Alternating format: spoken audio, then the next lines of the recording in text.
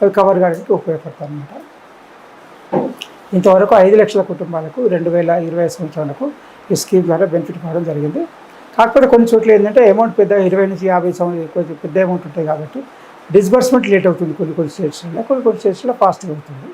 Central government మాత్రం తొందరగా ఇచ్చేస్తుంది, స్టేట్ గవర్నమెంట్ మాత్రం కొన్నిసార్లు వాళ్ళ ఆర్థిక అవసరాల ప్రకారం కొంచెం ఆలస్యం జరుగుతుంది అన్నమాట. దీన్ని నేషనల్ సోషల్ అసిస్టెన్స్ ప్రోగ్రాంలో కూడా ఇది ఒక ఈ స్కీమ్ కూడా ఒక భాగం అన్నమాట. ఓకే. అంటే ఈ విధంగా ప్రతి అవకాశానికి ప్రతి అవసరానికి కేంద్ర ప్రభుత్వ స్కీమ్లు ఉన్నాయి. ఓకే. కాకపోతే దానికి అప్లై చేసుకోవడం ఇంపార్టెంట్. అవును, అప్లై చేసుకుంటేనే వస్తుంది, లేకపోతే రాదు.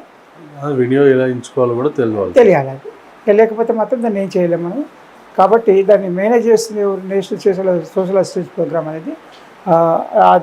ఆ స్కీమ్ లోపల ఈ యొక్క స్కీమ్ యొక్క బెనిఫిట్ దొరుకుతుంది. కాబట్టి చాలామంది ఏమనుకుంటారంటే ప్రభుత్వం ఏమి ఇస్తలే నాకు అనుకుంటారు, కానీ ఉన్న వాటిని ఎలా వాడుకోవాలని కూడా తెలియాలి మనకి.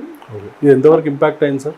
ఇంతవరకు నుంచి ఒక 25 లక్షల మంది వరకు దీని ద్వారా 5 లక్షల మంది వరకు ఈ స్కీమ్ ద్వారా 5 లక్షల కుటుంబాలకు, అంటే 25 లక్షల మంది యావరేజ్గా 5 అనుకున్నా కానీ 5 లక్షల కుటుంబాలకు స్కీమ్ ద్వారా బెనిఫిట్ రావడం జరిగింది. అయితే కొన్ని చోట్ల ఆలస్యం కావడం కూడా జరిగింది. అటు సెంట్రల్ గవర్నమెంట్ తొందరగా ఇచ్చిన, స్టేట్ గవర్నమెంట్ లేట్ ఆలస్యం చేయడం జరిగింది.